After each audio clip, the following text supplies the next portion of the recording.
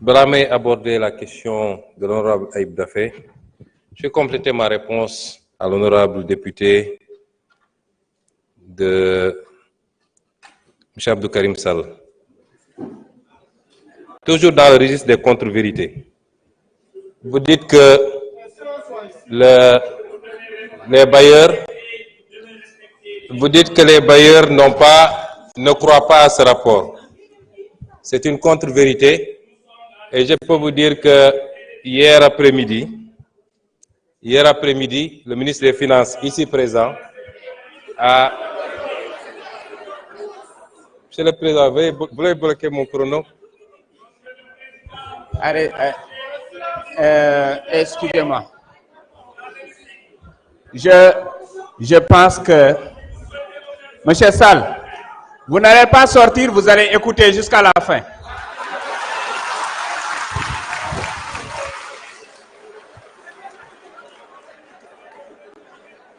Vous savez, monsieur Sall, à travers vous, c'est toute votre famille politique qui passe tout son temps dans les médias à désinformer que je veux répondre. Ils auraient dû être là. Moi, quand j'étais opposant, quand j'entrais, ils sortaient. Maintenant, je suis au pouvoir, j'entre, ils sortent. Ils auraient dû être là. Je veux dire que hier soir, monsieur le ministre de l'économie, le ministre des Finances et du Budget, ici présent, a tenu une réunion virtuelle avec les investisseurs institutionnels internationaux du Sénégal. Il y avait plus de 350 participants. Vous dites qu'ils ne croient pas au rapport. Il ne faut pas dire des choses qui peuvent être contredites facilement. Le FMI sera là, la Banque mondiale sera là la semaine prochaine. Et vous serez rattrapés facilement. Ça n'en vaut pas la peine. Donc, le rapport est crédible et crédibilisé par tout le monde. Et en premier, c'est les bailleurs, qui savent très bien ce qui s'est passé au Sénégal. Et une institution comme la Cour des comptes ne peut pas faire l'expertise d'un rapport d'audit, accéder à tous les éléments et aller raconter des contre-vérités. N'eût été votre mandat de député ou votre immunité, vous auriez pu être convoqué pour ça. Parce que c'est une attente contre les... Oui, si vous voulez, vous considérez ça comme des menaces, parce que vous devez être menacé. L'APR et tous ceux qui sont avec, vous devez être menacés. On vous a laissé trop de liberté. Je voudrais dire également que, par rapport à la question de l'honorable député Aïb Dafé, je voudrais d'abord féliciter l'Inspection générale des finances pour le travail qui a été fait sous la supervision du ministre des Finances. Je rappelle que c'est une obligation communautaire et interne lorsqu'un nouveau régime arrive de faire ce travail. Je voudrais me réjouir également de la qualité du rapport de la Cour des comptes. Ça a été lent, mais ça en valait la peine.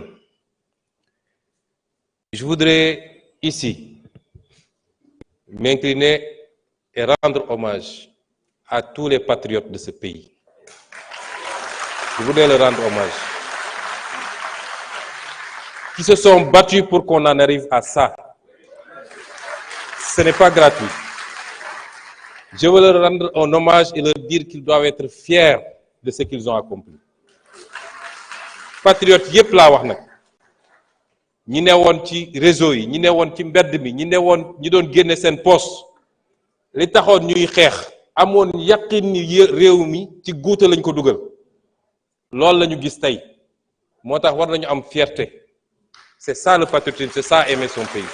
Et c'est exactement le contraire de ce que vous êtes et ce que vous avez fait pendant ces 12 ans. Je voudrais rappeler que nous sommes toujours en harmonie avec nous-mêmes.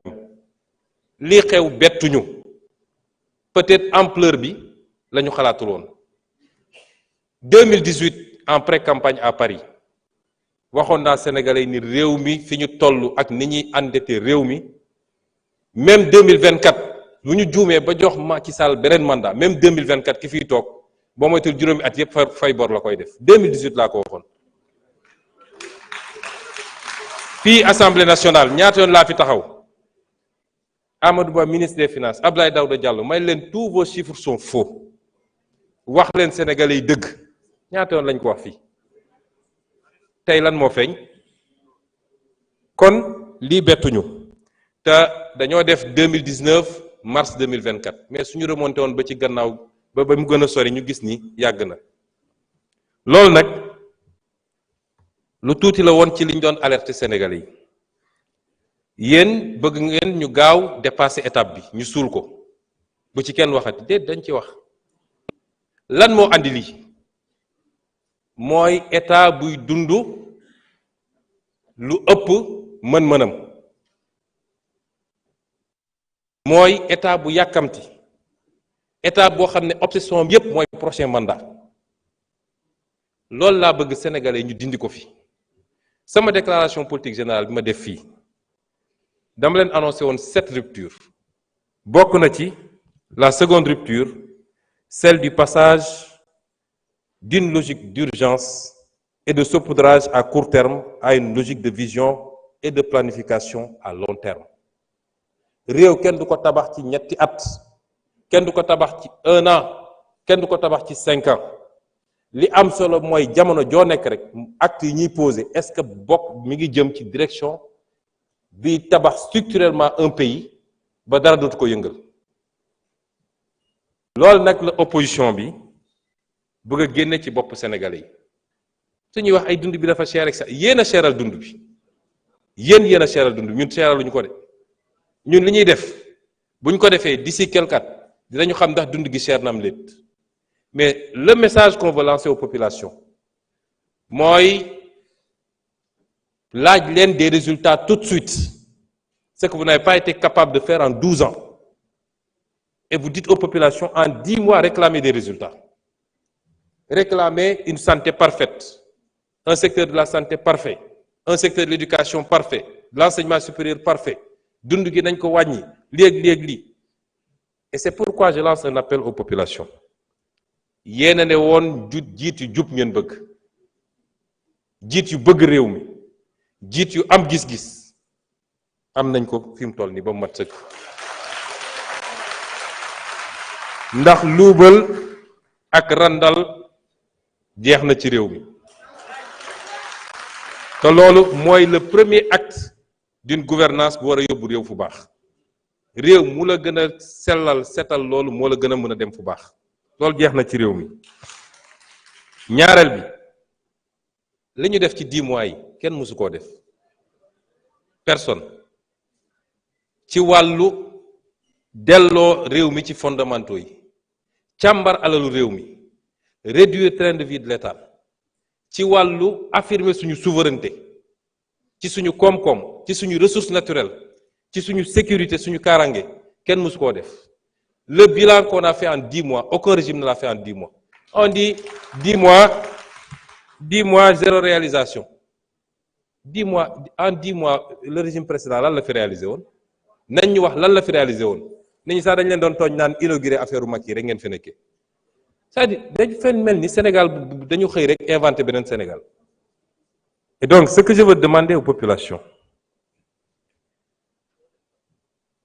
souveraineté moom sa bopp développement dafa laaj ay sacrifice yooyu ñun jiital nañ suñu bopp ñun ñi yor nguur gi ñu ciy woo nag bépp sénégalais ak bépp sénégalaise ñu xam ni situation bi nu mu munti jaxasoo c'est pas encore eggaguñu foo xam ne mën nañ ne bàyyi nañ lépp ak yàlla def na ci askan wi ak ci réew mi les ressources qu'il faut pour qu'on prenne notre destin en main moo tax développement bi gën a gàtt am na benn président bu ko doon wax muy ki nga xam ne moo defar dëkk bi ñuy wax Singapour ne ci une génération ou 2 générations réew jóge na ci sous-développement nekk ci réew yi ñu gën a envoyé une génération ou 2 générations waxuñu 1 an ou 2 ans de